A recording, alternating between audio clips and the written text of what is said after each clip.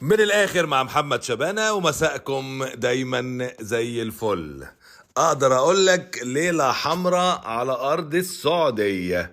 بصراحة ليلة أهلوية على أرض السعودية. إمام عاشور الذهبي زي ما بيقولوا أو زي ما بنقول أو زي ما قالت المباراة، بيخلص على طول في الدقيقة 84 ويحرز هدف الانتصار بلقب كاس مصر لصالح النادي الأهلي. إمام عاشور لعيب غير عادي يا جماعة، واللعيب الغير العادي يظهر في الوقت الصعب رغم السيطرة الزملكاوية اللي على المباراة، ورغم ان انا ما شفتش الاهلي من زمان بهذا الشكل.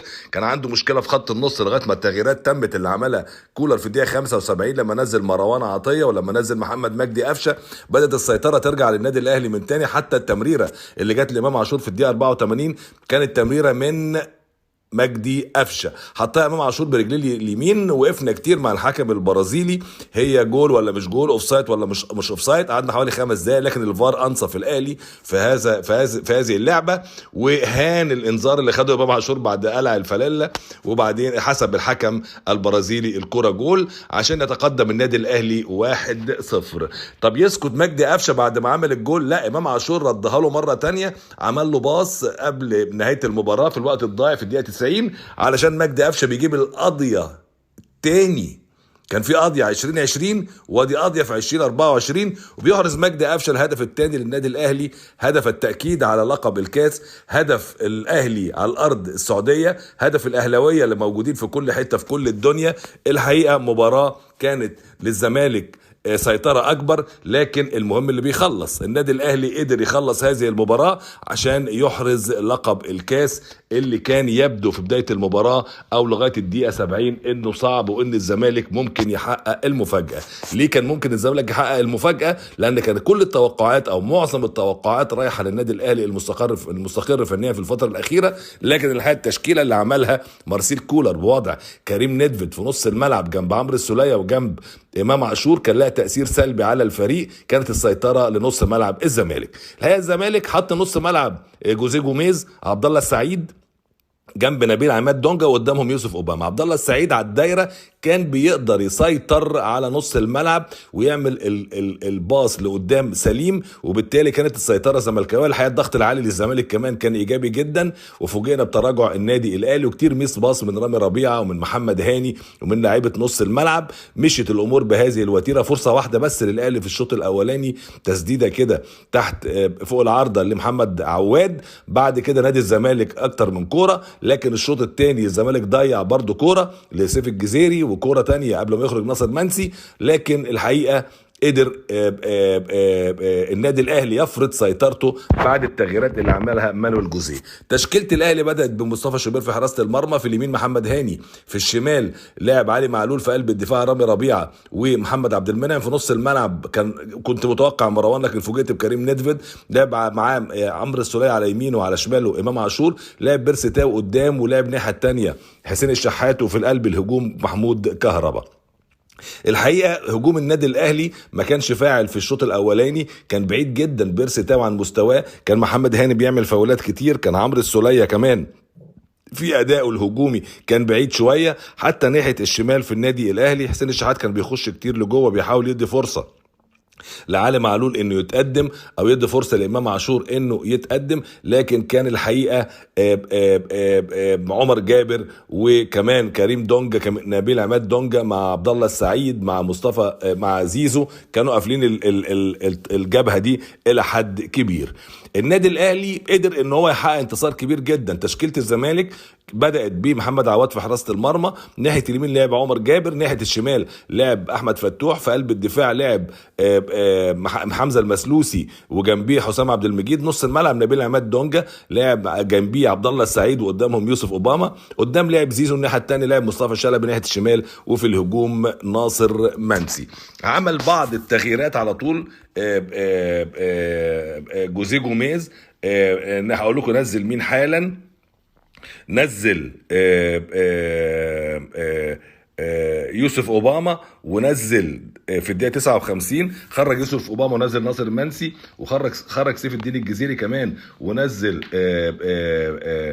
خرج ناصر منسي ونزل سيف الجزيري، وخرج يوسف اوباما ونزل ناصر ماهر.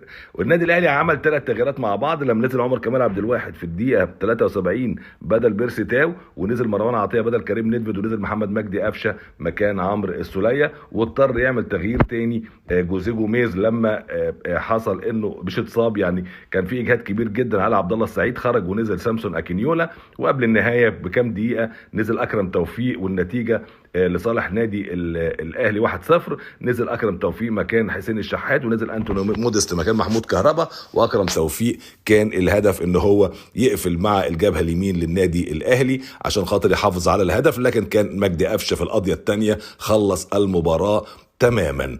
الحقيقه المباراه على المستوى التحكيمي رائعه جدا جدا، الحكم البرازيلي على مستوى التنظيم كانت رائعه جدا جدا.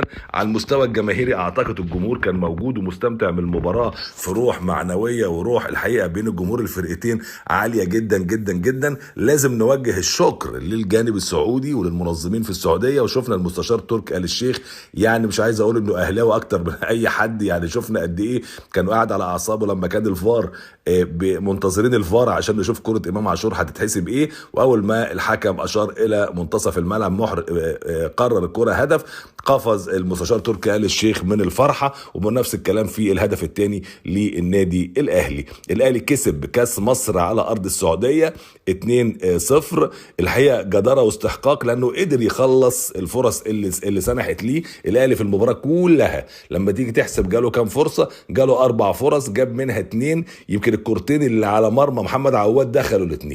كرة بتاعت امام عاشور اللي سرق بيها دفاع الزمالك، واللي استغل بشكل كبير جدا التمريره السحريه اللي عملها له مجدي قفشه بيمينه الحقيقه، ومش باصص له خالص، باصص الناحيه الثانيه عملها بيمينه لامام عاشور. والجول الثاني استلم امام عاشور بهدوء شديد جدا وما طمعش فيها، لعبها لمجدي قفشه اللي فكر يلعبها على يمينه، لكنه حطها من تحت رجلين فتوح على شمال محمد عواد، اللي الحقيقه كان قافل عليه الزاويه احمد فتوح، والكره بتخش الجول عشان الاهلي يكسب المباراه 2-0. والاهلي الحقيقه بيبقى عنده ايجابيه كبيره جدا في الفرص اللي بتسنح له. عايز تقفل على الاهلي ما يجيلوش فرصه على الجول.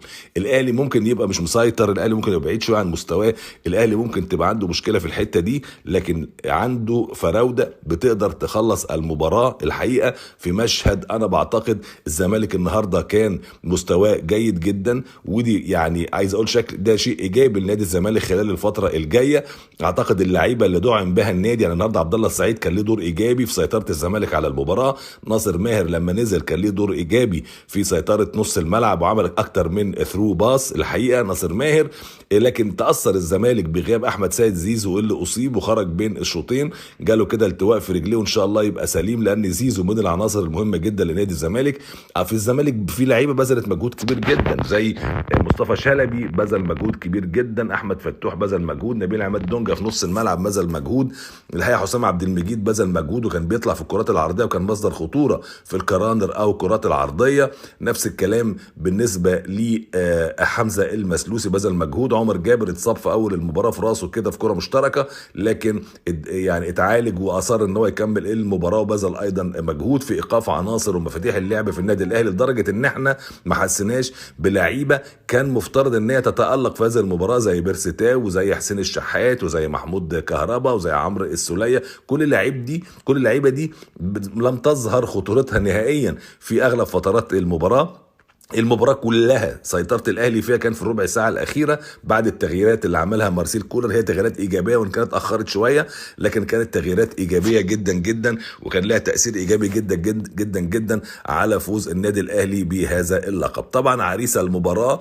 هو إمام عاشور ويستحق $50,000، وايضا مجدي قفشه برضو الاثنين والله يستحقوا $50,000 جايزه افضل لاعب. هم دول العرسان اللي قدروا ان هم يحققوا اللقب للنادي الاهلي في هذه المباراه الكبيره، المباراه العظيمه، المباراه اللي على ارض انا بعتبرها ارض مصريه قبل ما تكون ارض سعوديه. يعني بصراحه انا الحراره اللي بشوفها في الجانب السعودي للاستقبال المصري، وقبل كده حتى في مباريات القطبين او في مباريات السوبر المصري على الارض الاماراتيه، بتؤكد القيمه والمكانه والتاريخ العظيم لمصر كدوله وللشعب المصري وللكره المصريه وللقطبين الكبيرين ناديي النادي الاهلي ونادي الزمالك. عايز اهني النادي الاهلي الاهلي بهذا الانتصار الكبير والفوز بهذا اللقب العظيم. عايز اهني نادي الزمالك على ادائه في هذه المباراه وسيطرته على هذه المباراه. عايز اهني امام عاشور اللي كسب لقب افضل لاعب في هذه المباراه بالجول اللي جابه والجول اللي عمله، وان كان قفشه برده جاب جول وعمل جول، لكن امام لعب المباراه كلها،